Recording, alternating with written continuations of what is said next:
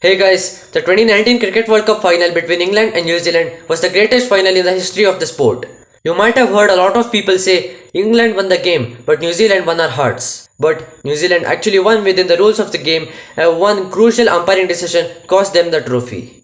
New Zealand batted first in this high pressure game. The England bowling unit turned up and Liam Plunkett was having the best match of his life.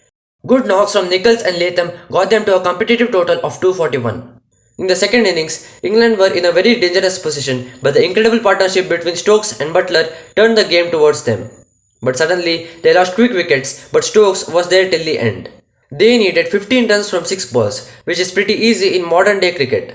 Trent Boult bowled 2 brilliant Yorkers, which were dot balls. Now, England needed 15 runs from 4 balls with Stokes on strike.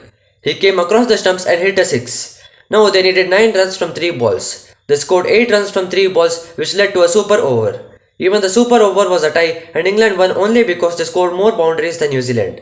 At least what happened here was within the rules of the game. But in the last over of the match, when England needed 9 runs from 3 balls, Boult bowls a full toss and Stokes plays it to deep mid wicket. Guptill chased the ball while England were hustling for the second run. The ball hits Stokes' bat and goes for a boundary. The straight umpire in that over, Kumar Dharmasena, awards 6 runs for England. 2 for the running and 4 when it hit Stokes' bat accidentally. The rule of one of the laws says that the run in progress counts only if the batsmen have crossed at the instant of the throw. But at the instant of the throw, the batsman did not cross, so only 5 runs should have counted and not Ben Stokes, but Adil Rashid had to be on strike.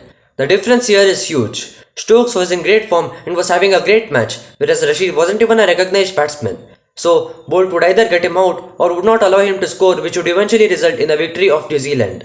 Now, the comments made by Dharmasena after the match is what is really shocking. He says that he doesn't regret the decision. He says, "We assumed that they had crossed each other at the time of the fielder releasing the ball. They just assumed in a World Cup final.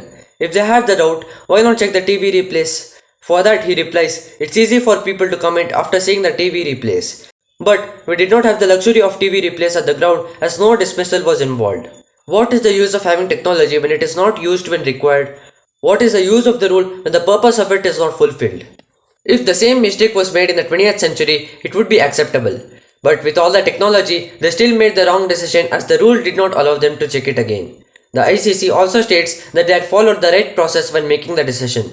It doesn't matter because in the end, it was the wrong decision. England played really well throughout the tournament, including the final, and they deserved it. But New Zealand deserved it more because if it was not for that one massive misjudgment, they would have been the world champions. The correct answer for last week's question was Hawar Mullah Mohammad. Unfortunately, nobody got it right. But if you want to be next week's shoutout, here's the question for the day. Which bowler took the most wickets in the 2019 Cricket World Cup? The first person to write the correct answer for this question is going to get a shoutout in my next video. So please don't forget to like, comment, share and subscribe to my YouTube channel. Until next time. It's running.